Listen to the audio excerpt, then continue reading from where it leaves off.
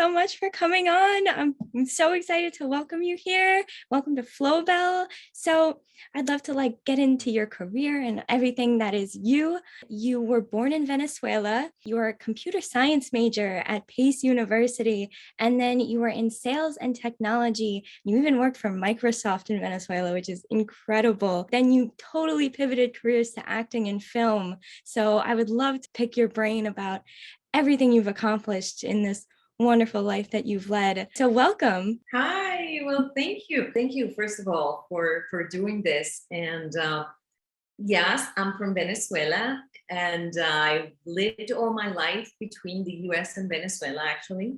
I came here when I was very little. My dad went to LSU, Louisiana State University, to study. So I was here, and that's when I learned English. Actually, I spoke English before I spoke Spanish because I was 1 year old. And then we went back, and I came back to study at Pace University. And I did the traditional thing that mom and dad wanted me to do, though my artist heart was always there. Ever since I was a teenager, I loved arts. My dream really in life was to be in a musical on Broadway. That was my thing, because I loved dancing and I loved singing. Those were the two things that I loved even more than acting, I'd have to say. But I didn't do that. Mom wasn't too happy about me having an artistic career instead of a hobby. As long as it was a hobby, it was all good and fine. And actually, she was the one to take me all my artistic classes. She put me in flamenco. I played the piano, I learned guitar, but it was great, like I said, as a hobby. So when I said I wanted to do it as a career, she was like, oh my God, no, blah, blah, blah. And I didn't. So that's how I ended up in corporate. I went to Pace University, as you said. I studied actually business as a major and computer science as the minor. And worked in different corporations. And the last one was Microsoft, where I stayed over 11 years in sales and marketing. And then I decided to resign. So that's when I think the big pivot in my life, though I didn't know what I was going to do, I didn't resign to become an artist, which is what most people think, that I just had this epiphany of, oh my God, I'm leaving the corporate world and now I'm going to go into acting. No, it's less interesting than that. I just wanted to get away from corporate for a little bit. My two daughters were young, and I was traveling a lot. And during my last job, I was in charge of Venezuela, Colombia, Ecuador, and Peru for the mid-market. And I just knew I had to leave. Mm-hmm. So I did that. I did a little bit of consulting, a couple of years after Microsoft as an independent consultant. That didn't work out well either, because I spent more times behind the computer, because now the clients were mine. And I was really stressed, 2 in the morning, 3 in the morning, doing reports. And then a friend, I always say this, and to this day, I do not remember who. I just remember someone, a male friend of mine that I remember, told me, please go relax.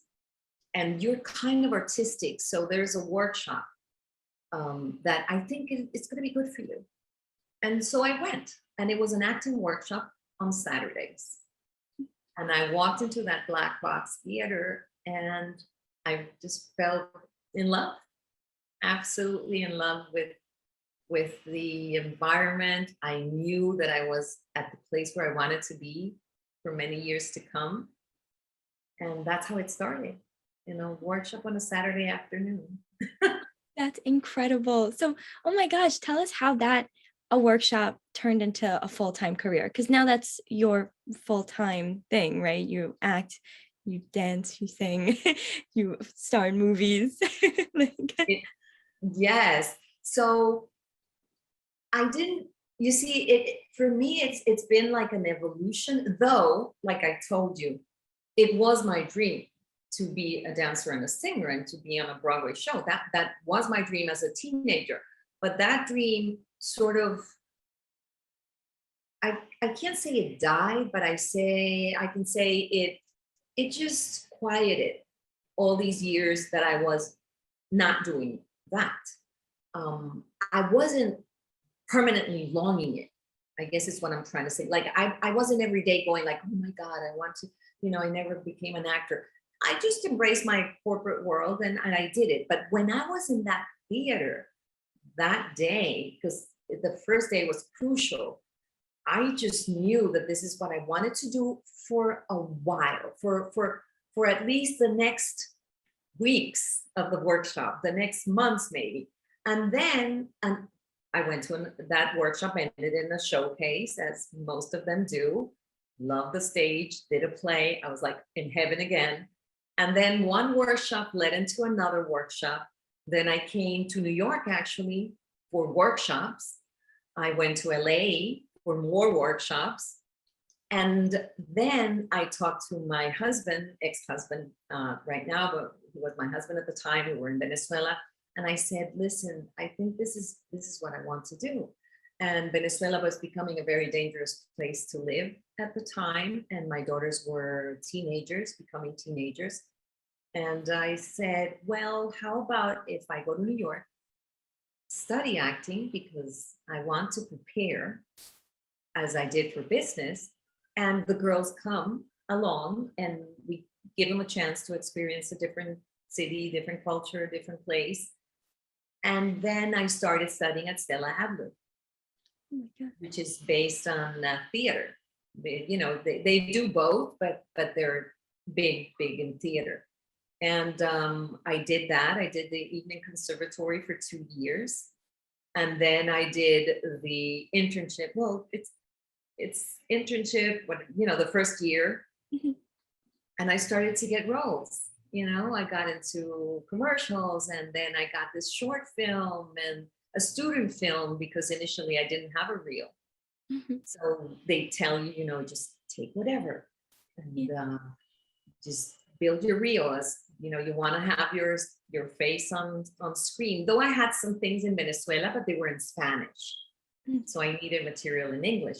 So then I started to do that, and I'm like, hey, this is something that I could do permanently and for years to come.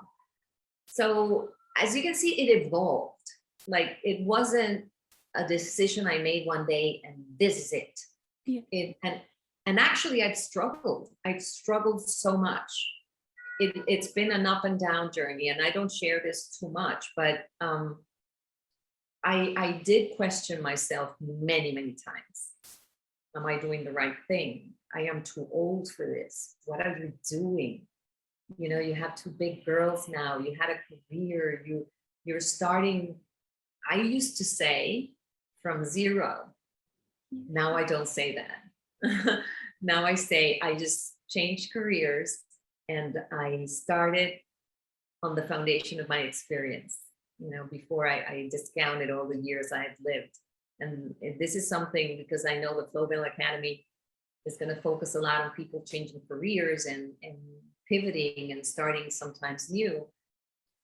For me, the moment when I stopped saying I lost everything, because, and I'm not going to explain why I say I lost everything. I got separated, then divorced. My daughters went back to Venezuela because they hated New York. They did not like it. I ended up alone. All the money that I had made, I ate up my savings. So I felt like I was starting from zero. Literally, my accounts were on red, but I knew that I had to stay. Yeah. And yes, so now I don't say I started from zero. Now I say I lost material things, but I didn't lose my experience. Oh my gosh, what an incredible way to look at that. Wow, that's awesome. So what kept you going? Was it the passion? Was it just like day in and day out, like working towards something? You felt like you had the dream that just kept you going? I think it's a little bit of everything. Definitely passion, for sure. Mm-hmm. I feel I was born to be on stage or sharing a story, telling a story, performing, some way of performance. And I was talking to someone last year about sales, right? Because I never considered my career in business part of what I'm doing now. And when you think about it, when you sell, when you're on sales, you're sort of on a little stage all the time, right? Oh my gosh, for sure. And I had to train people too. So I was in front of a few people, training them, teaching them. And for me, that was a stage. And so I guess that passion definitely is a big part of what keeps me going, because I know I can't do anything else and be happy. Like sometimes my friends tell me, why didn't you, you ended up broke. So why didn't you go back to corporate? Because I would have died. My heart, my Mhm. soul would have died. Right. And I didn't want that. And of course, I mean, I never, thank God, ended up under a bridge or having to live on a bench. It wasn't that kind of broke. But definitely you question yourself, but then the passion keeps you going. The wanting to just make it happen for you somehow. I'm not someone who gives up easily. And I was certainly not going to give up on my passion now that I made this huge leap. Of course. Yeah, you put everything, all the fire into it, so why stop Oh now, my you know? God. Yeah. Talk about burning bridges. Yeah. Oh my gosh. Yeah, I'm sure. So what advice would you give to somebody who's looking to follow their passion, looking to leave everything behind and they're too scared to kind of make that leap? The first thing I would say is, and of course, I'm taking for granted that you know what your passion is, right? Let's assume you already know that your passion is either writing or acting or singing, or it could be science, and you're doing something else. You know what your passion is. I'm not going to talk about that. What I am going to say is, if the decision that you're trying to make is, let me go to my passion, so I have to leave this at a moment's notice. Like I have to resign from my job now and start doing my path. That's too scary and it's too big. Unless that passion or that path has some kind of support for you already, for whatever reason.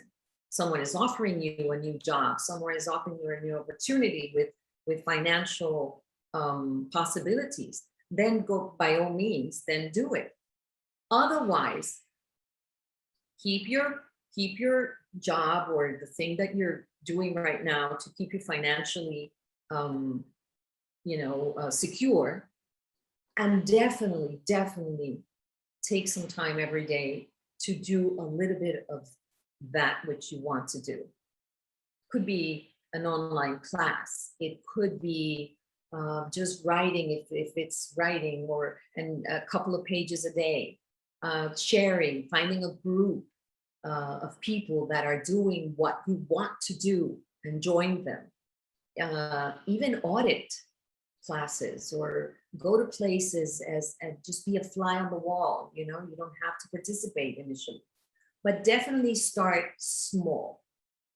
Choose one or two activities, because here's the thing, sometimes we say, I don't have time, right? Which is our typical excuse for not doing a lot of things in life.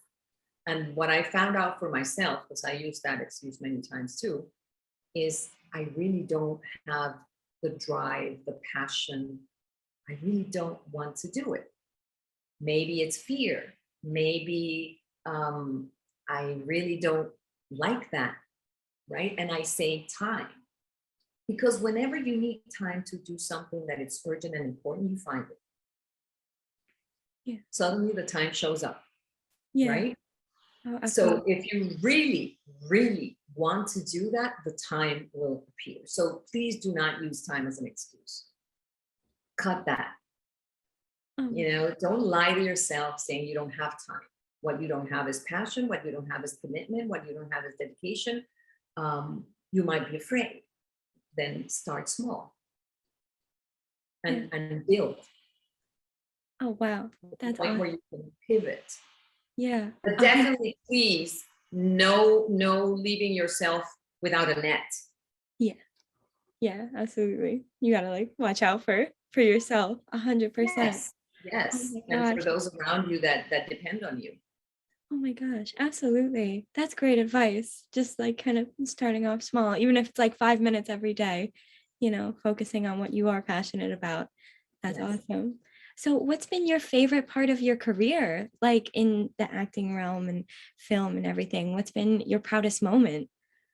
Oh, well, the best. I don't know because I really enjoy film and theater. I mean, commercials are just commercials. I usually don't count them in. They're just commercials. But in terms of TV and film and theater, they're totally different mediums, and as an actor, you need different abilities. But I enjoy them both. However, I must say, and having finished a play recently, theater by far is the one that gives you the most thrill. Mm, It is for those who jump off a plane with a parachute, similar to that. Every time you're going to walk on stage, yeah. um, so that rush and that thrill and that sharing with the audience is really, really an amazing feeling. I found out recently the playwright of our play came to our dressing room one night. So sweet, this great gentleman, Charles Sizzle. He said, "Thank you," and we looked at him and yeah, okay, you're welcome, but for what? See, I read somewhere that actors, when they're about to go on stage, feel exactly the same thing that soldiers feel when they're going to battle. That rush and that fear and that anxiety.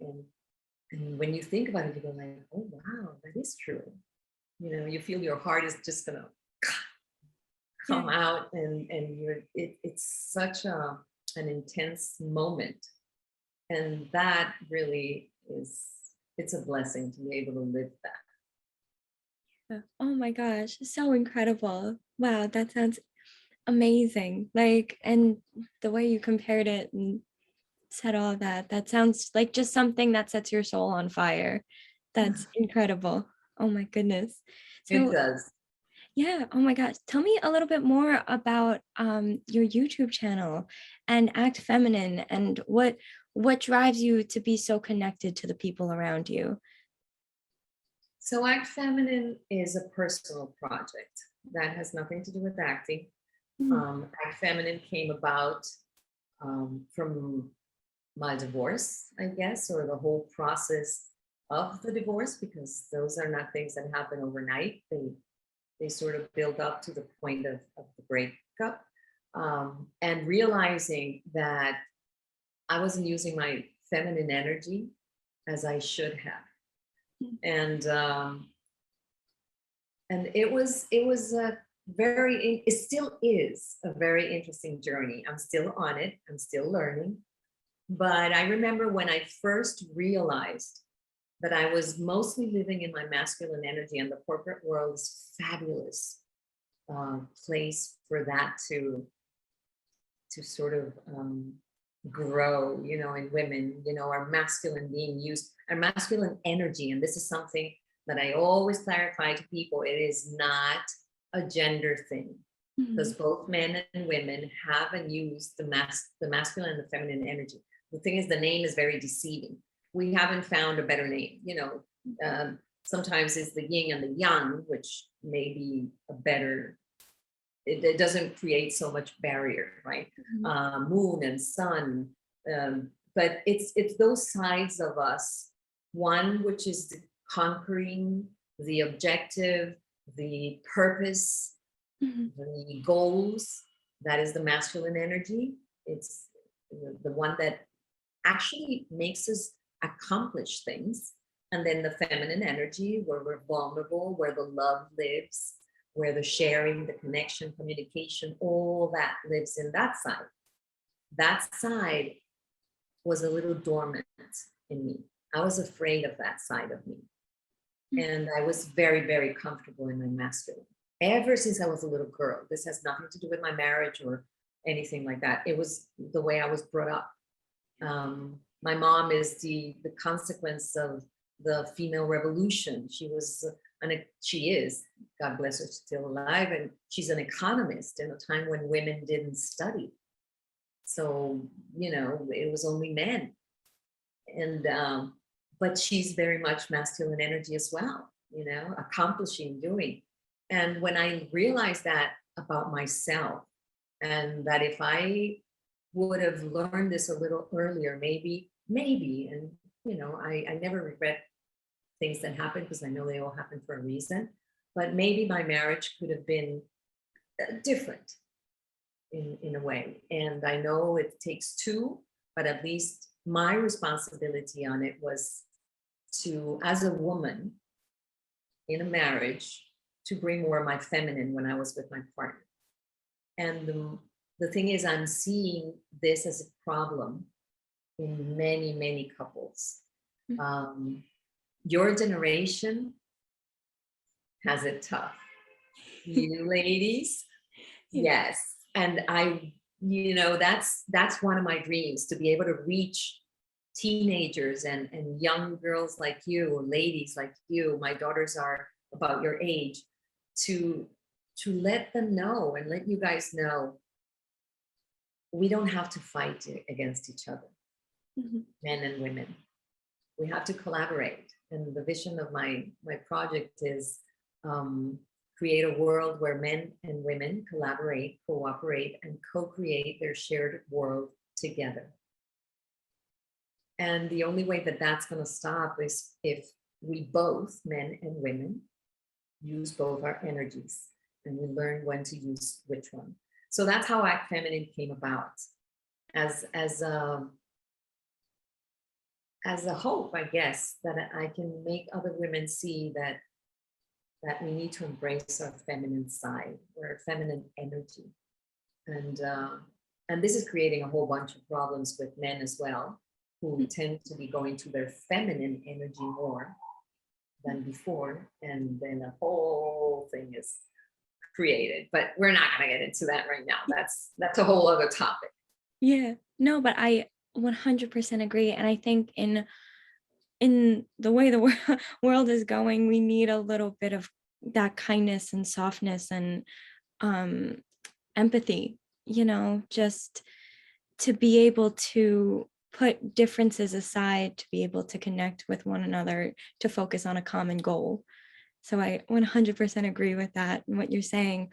And I was watching one of your videos, and when you were talking about connection and connecting with other people, and how you really can't connect when you're stressed out. And it does, it's almost like one or the other. How would you tell someone who is stressed out how to, like, I guess, relieve their stress so that they can connect? Okay, so this is a very interesting question. And it depends on who you're talking to. Meaning, if we're talking to a man, and again, I'm going to clarify, this has nothing to do with sexual orientation.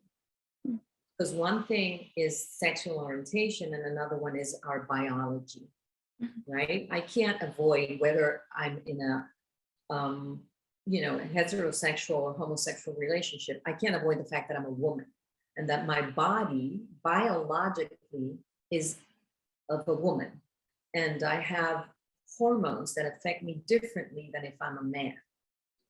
So I'm clarifying that because what I'm going to explain has to do with chemistry in the body, right? For women, when we are constantly in our masculine side, we're generating testosterone, as men do as well. Whenever you use masculine energy, whenever you're focus oriented, whenever you have a goal in mind, whenever there's a timeline for things to do, that's the masculine energy. Your testosterone level is going to boost. It's a normal biological chemical thing in your body. So if that goes on for a long period of time, for women, their stress levels spike. Because women lower their stress by generating oxytocin, estrogen, all the feminine hormones, they lower our stress. So if you ask me, what would I suggest for people to connect more, to release more stress? If you're a woman, go do any activity that connects you with your feminine side. It could be talking to a friend. It could be going to a spa. It could be watching a sunset. It could be doing yoga, whatever works for you, because what works for me doesn't necessarily work for you. It has to be something that brings you pleasure.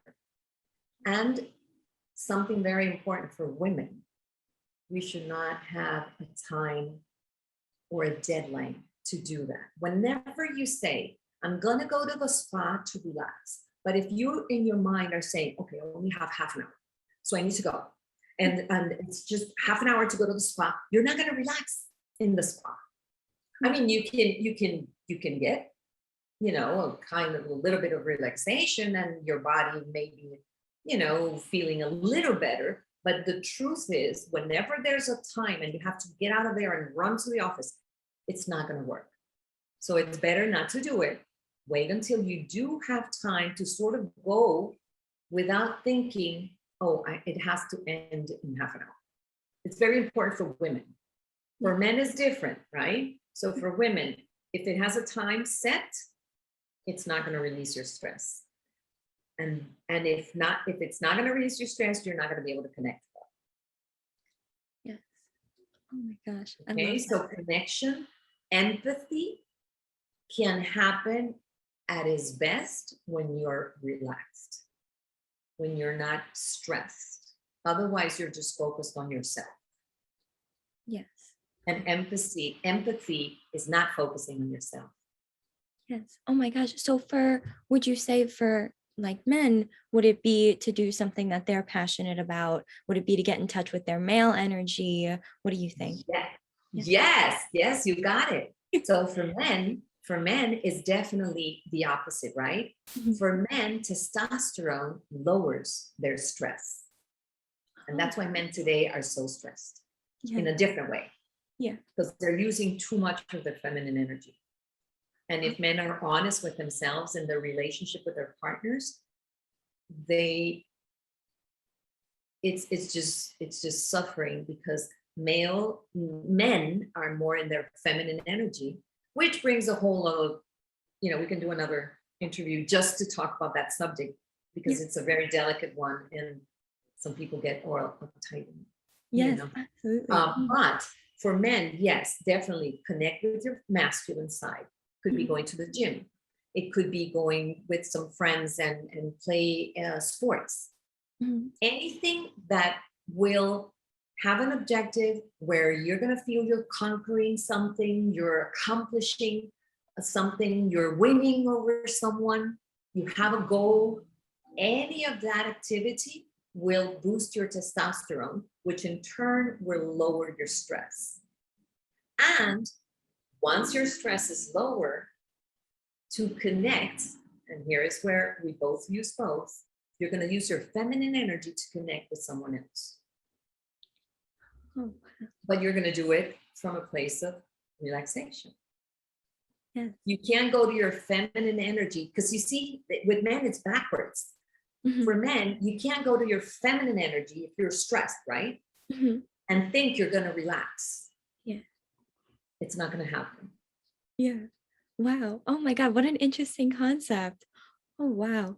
But so if, you were saying you want to reach a younger generation with this message, what advice would you give to young people in terms of starting their career fresh out of college? Maybe they want to try something that they're passionate about. Maybe they're afraid. What advice would you give to like my generation?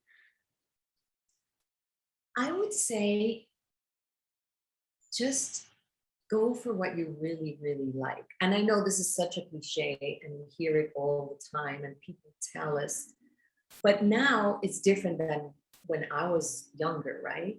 Because you're hearing a lot of people talking about the educational crisis, which I think it's true. The world has dramatically changed, like dramatically in the last 100 years. It's a new world, but the education system maintains, in general, the same way of teaching, the same methods, right? And that has changed. So what can I tell to someone young? And parents, don't hate me for this, but if not going to college, but, and here's the thing, you do have to prepare for whatever you're going to do. You're not going to think that you're just going to do it by winging it. No, you don't wing it. You dedicate yourself and you study. What can happen is that maybe that is not in a regular college education, but maybe it's tons of workshops on a specific subject or field that you like.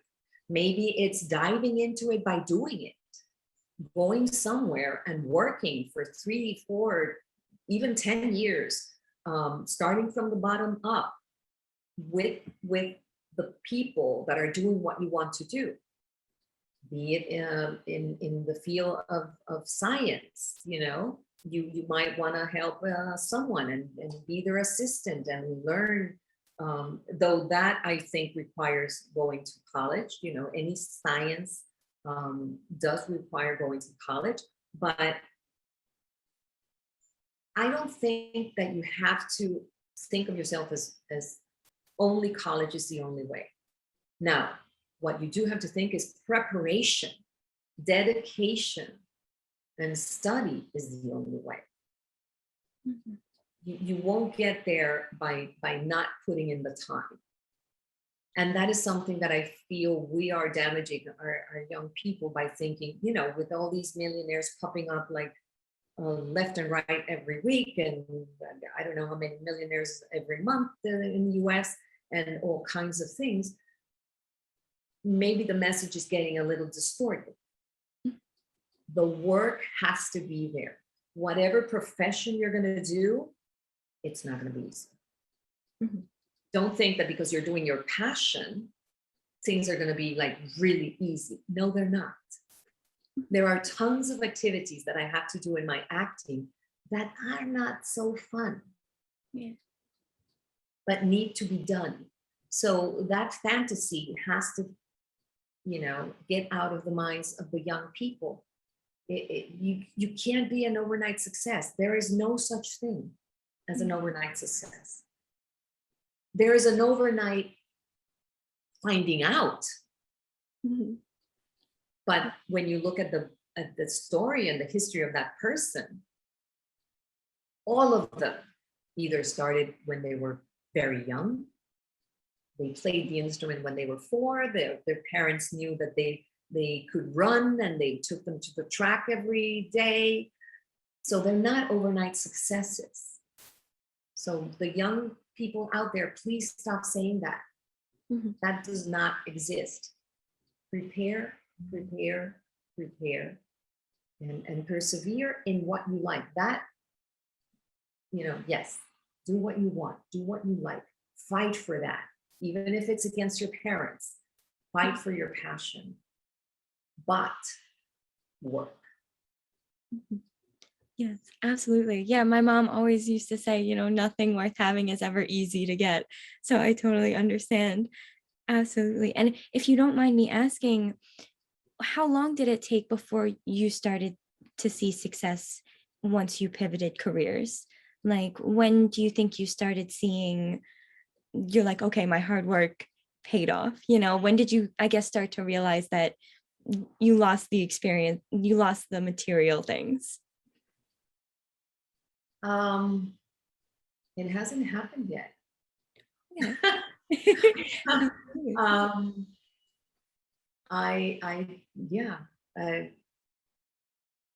sometime in the future, maybe. Yeah, I absolutely. don't know, but yeah, no, I don't think I've gotten even close to where I can be Mm, and where I could be, and that goes for everyday work in my life, personal or career.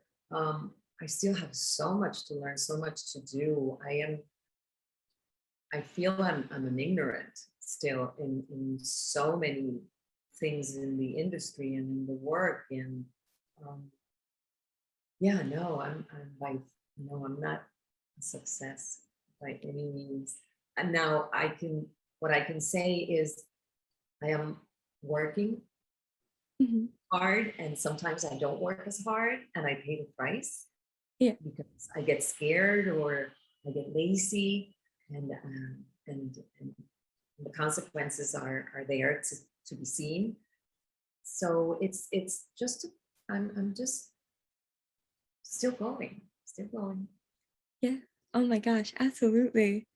Well, I think that's all my questions, Nana. Thank you so, so much. This was incredible. Like, I truly enjoyed it. And listening to how you've just totally evolved is an incredible story. Oh, thank you, honey. And I am so honored that such a young, mature lady is interviewing me, and it's so great to see young people like you um, Oh, striving. you make me cry. Like, thank you so It's much. Oh my true. gosh, It's I really true. And appreciate listen, and kudos to and blessings and thank you to Dan, Dan Schneider, because I feel like Dan is my mentor, though we're probably about, close in age. But he's such a beautiful soul, and what he wants to do through this academy, bringing two generations or three together it. is it's an amazing thing. So thanks, Dan.